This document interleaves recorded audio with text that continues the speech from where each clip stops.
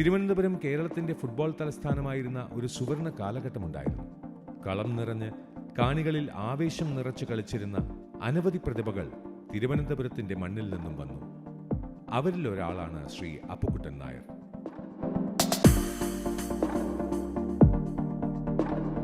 എൻ്റെ പേര് അപ്പുക്കുട്ടൻ നായരാണ്. ശ്രീകണ്ഠേശ്വരം സ്വദേശിയാണ്. ഞാൻ ഈ ക്ഷേത്ര മൈതാനത്താണ് ഫുട്ബോൾ ജീവിതം തുടങ്ങിയത്. തിരുവനന്തപുരത്തെ ഫോർട്ട് ഹൈസ്കൂളിൽ നിന്നും ആരംഭിച്ച ഫുട്ബോൾ ജീവിതം ഇദ്ദേഹം കൂടി ചേർന്ന് തുടങ്ങിയ ഫോർട്ട് ക്ലബിലൂടെയും പിന്നീട് KSEBയിലൂടെയും ഇതിഹാസമായി വളർന്നു. ഈ സ്കൂളിൽ 5ാം ക്ലാസ് മുതൽ സ്കൂൾ ഡേക്കുള്ള ടീമിൽ 5, 6, 7, 8, 9, 10 എന്നീ ക്ലാസ്സുകൾ എല്ലാ വർഷവും ഞങ്ങളാണ് വിൻ ചെയ്യുന്നത്. 8ാം ക്ലാസ് ആയപ്പോൾ ഒരു ക്ലബ്ബ് രൂപീകരിച്ചു. ഫോർട്ട് യങ് ചലഞ്ചേഴ്സ് എന്നുള്ള ക്ലബ്ബ് രൂപീകരിച്ചു. ആ ക്ലബ്ബിലൂടെ ആൾ ഇന്ത്യ ടൂർണമെൻ്റൊക്കെ കളിച്ചിട്ടുണ്ട്. അങ്ങനെ KSEB ആയിട്ട് ഇരിങ്ങാലക്കുട കളിക്കുന്ന സമയത്താണ് എന്നെ ജോലിയിലോട്ട് പ്രവേശിക്കുന്നത്. അവിടെ നിന്നാണ് എന്നെ KSEB വിളിക്കുന്നത്. നിരവധി ക്ലബ്ബുകൾ എന്നെ ടീമുകൾ എന്നെ വിളിച്ചു, പക്ഷെ ഞാൻ പോയില്ല. KSEB തന്നെ തുടരുകയായിരുന്നു.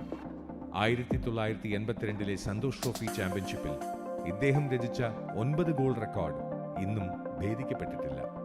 75 മുതൽ കേരള സ്റ്റേറ്റ് ഇലക്ട്രിസിറ്റി ബോർഡിന് വേണ്ടി ബൂട്ടണിഞ്ഞു. 75, 76 ജൂനിയർ നാഷണൽ കളിച്ചു. 76 സീനിയർ ക്യാമ്പിലോട്ടും 76 തന്നെ ഇന്ത്യൻ ക്യാമ്പിലോട്ടും തിരഞ്ഞെടുക്കപ്പെട്ടു.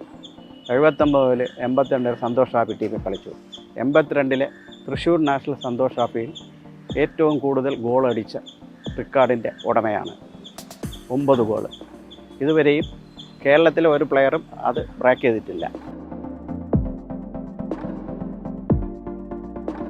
ഇന്ത്യയിലെ എല്ലാ ആൾ ഇന്ത്യ ടൂർണമെൻറ്റും കളിച്ചിട്ടുണ്ട്. പ്രത്യേകിച്ച് സ്റ്റാഫ് വേർഡ്, പുട്ടയ്യ മെമ്മോറിയൽ ബാംഗ്ലൂർ, കേരളത്തിൽ തന്നെ 7 ടൂർണമെൻറ്റോളം ഉണ്ടായിരുന്നു. അതെല്ലാം കളിച്ചിട്ടുണ്ട്.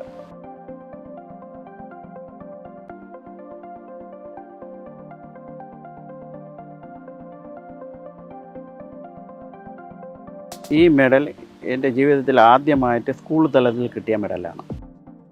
ഇത് എനിക്ക് സന്തോഷ് ട്രോഫിയിൽ ഏറ്റവും കൂടുതൽ ഗോളടിച്ചതിന് കിട്ടിയ ടോപ്പ് സ്കോർക്കുള്ള ഗോൾഡ് മെഡലാണ്. ഈ മെഡൽ കേരളത്തിലെ ഏറ്റവും മികച്ച ഫുട്ബോൾ താരത്തിന് 1981 കൊടുത്ത GB രാജ ഗോൾഡ് മെഡലാണ്. എനിക്ക് ഫുട്ബോൾ ജീവിതത്തിൽ മറക്കാൻ പറ്റാത്ത ഒരു കളിയായിരുന്നു ഇന്ത്യയിലെ തന്നെ ഏറ്റവും ഭയങ്കര ടീമായ പ്രീമിയർ ടയേഴ്സിനെ തോൽപ്പിക്കുക എന്നത്.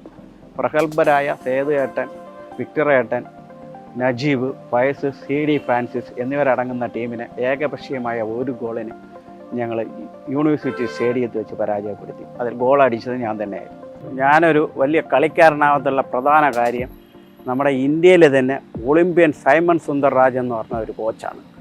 അദ്ദേഹത്തിൻ്റെ ശിക്ഷണത്തിലാണ് ഇത്രയും വലിയ ഒരു കളിക്കാരനാവാൻ സാധിച്ചത്. അദ്ദേഹം മിടുക്കനായ ഒരു കോച്ചാണ്.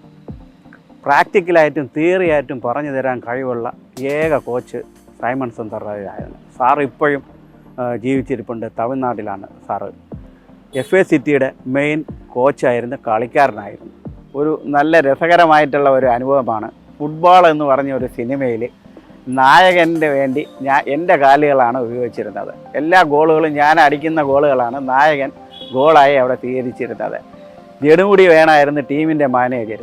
സെറീന വകാവും ശങ്കർ എന്ന് പറയുന്ന ഒരു നായകന്മാരായിട്ട് അഭിനയിച്ചത്. ഫുട്ബോളിനെ ജീവശ്വാസമായി കരുതുന്ന ഇദ്ദേഹം തിരുവനന്തപുരം ഫുട്ബോളിന്റെ സുവർണ കാലഘട്ടത്തിന്റെ തിരിച്ചുവരവിനായി കാത്തിരിക്കുന്നു. തിരുവനന്തപുരം കൊമ്പൻസിലൂടെ ഇത് സാധിക്കുമെന്ന് അദ്ദേഹം പ്രതീക്ഷിക്കുന്നു. ഒരു കാലത്ത് തിരുവനന്തപുരമായിരുന്നു കേരളത്തിൻ്റെ ഫുട്ബോൾ തലസ്ഥാനം. അത്രയും മികച്ച കളിക്കാരും ഉണ്ടായിരുന്നു. എല്ലാ ടീമുകളെയും പരാജയപ്പെടുത്തുന്ന തിരുവനന്തപുരം ടീമായിരുന്നു. ഇതിൽ മികച്ച കളിക്കാരായ ഇന്നും അവർ ഉണ്ട്. 90-ന് ശേഷമാണ് ഇതിങ്ങനെ തിരുവനന്തപുരത്ത് നിന്ന് മാറിപ്പോയത്. നമ്മുടെ കേരളത്തിൽ തന്നെ 7 മികച്ച ടൂർണമെൻ്റ് ഉണ്ടായിരുന്നു. തിരുവനന്തപുരത്ത് GB രാജ, കൊല്ലത്ത് ഗോൾഡൻ ജൂബിലി, കോട്ടയത്ത് മാമൻ മാപ്പിള, എറണാകുളത്ത് KB ജേക്കബ്, തൃശ്ശൂർ ചാക്കോള ട്രോഫി, കോഴിക്കോട് സേറ്റ്നാജി, കണ്ണൂർ ശ്രീനാരായണ. ഈ ടൂർണമെൻറ്റുകൾ ഒന്നും ഇപ്പോൾ ഇല്ല. 90-ന് ശേഷം ടൂർണമെൻറ്റുകളും ഇല്ല. ട്രിവാൻഡ്രത്ത് ഒരു കളിയും നടക്കാറില്ല. 90-കൾക്ക് ശേഷം തിരുവനന്തപുരത്ത് ഫുട്ബോളിനെ പറ്റി ഒരു അനക്കവുമില്ലായിരുന്നു. കഴിഞ്ഞ 2 വർഷമായി തിരുവനന്തപുരം കൊമ്പൻസ് എന്ന് പറയുന്ന ഒരു ക്ലബ്ബ് ഇവിടെ വരികയും അവർ ടൂർണമെൻറ്റ് നടക്കുകയും ചെയ്തതോടുകൂടി തിരുവനന്തപുരത്തിൻ്റെ പഴയ ആവേശം വീണ്ടും വന്നു തുടങ്ങി. വിദേശ താരങ്ങളും ഇന്ത്യൻ താരങ്ങളും കേരള താരങ്ങളും ഉള്ളതുകൊണ്ട് ഒരുപാട് കാര്യങ്ങൾ ഫോറിൻ പ്ലെയേഴ്സിൽ നിന്ന് നമുക്ക് പഠിക്കാനുണ്ടായിരുന്നു. സ്റ്റാമിന, സ്കിൽസ്, ഇൻഡിവിജ്വൽ കപ്പാസിറ്റി, ഇതൊക്കെ അവരിൽ നിന്ന് നമുക്ക് ഒരുപാട് പഠിക്കേണ്ട. അവർ വന്നത് നമുക്ക് തിരുവനന്തപുരത്തിന് ഒരു വലിയ ഭാഗ്യം തന്നെയാണ്. ഫിറ്റ്നസ് ഉണ്ടെങ്കിൽ മാത്രമേ ഫുട്ബോൾ കളിക്കാൻ പറ്റുള്ളൂ. പിന്നെ രാത്രി ഉറക്കം ഒഴിയാൻ പാടില്ല. ഈ ഉറക്കം ഒഴിഞ്ഞിട്ടുണ്ടെങ്കിൽ നമ്മൾ ഇഞ്ചേർഡ് ആയിരിക്കും. കൂടുതൽ പേര് ആംഗിളും നീയും പോയാണ് ഇപ്പോൾ എല്ലാവരും ഔട്ടാവുന്നത്. അതൊക്കെ ഒഴിവാക്കണമെങ്കിൽ സ്വന്തമായിട്ട് ഫിറ്റ്നസ് ഉണ്ടാക്കണം. ഡയറ്റ് കറക്റ്റ് ആയിരിക്കണം, ആഹാരം കഴിക്കുന്ന കറക്റ്റ് സമയമായിരിക്കണം. തിരുവനന്തപുരത്ത് ഫുട്ബോൾ വരണമെങ്കിൽ ആദ്യം കളിസ്ഥലങ്ങൾ വേണം. കളിസ്ഥലങ്ങൾ ഉണ്ടെങ്കിൽ മാത്രമേ കളിക്കാറുണ്ടാവുള്ളൂ. കൊമ്പൻസിനെ മാതിരി സ്പോൺസർ ചെയ്ത് ആരെങ്കിലും ടീമുകൾ ഉണ്ടാക്കിയാൽ ഫുട്ബോൾ പ്ലേയേഴ്സിന് അതൊരു വലിയ ഭാഗ്യമായിരിക്കും. കൂടാതെ നമ്മുടെ പഴയതുപോലെ ടൈറ്റാനിയവും ട്രാൻസ്പോർട്ടും പോലീസും AGSും എല്ലാം പ്ലെയേഴ്സിനെ എടുക്കാൻ തുടങ്ങിയാൽ തിരുവനന്തപുരത്ത് നല്ലൊരു ടീം വീണ്ടും നമുക്ക് സംഘടിക്കാൻ പറ്റും. എല്ലാ ടൂർണമെൻറ്റുകളും പഴയതുപോലെ നടത്താനുള്ള സംവിധാനം കൂടെ KFA ചെയ്താൽ തിരുവനന്തപുരത്ത് എന്നല്ല കേരളത്തിൽ ഫുട്ബോൾ പ്ലെയേഴ്സും ഉണ്ടാവും. SLK സീസൺ 2 തിരുവനന്തപുരം കൊമ്പൻസിന് എൻ്റെ എല്ലാവിധ വിജയാശംസകളും നേരുന്നു. എന്നും കൊമ്പൻസ്.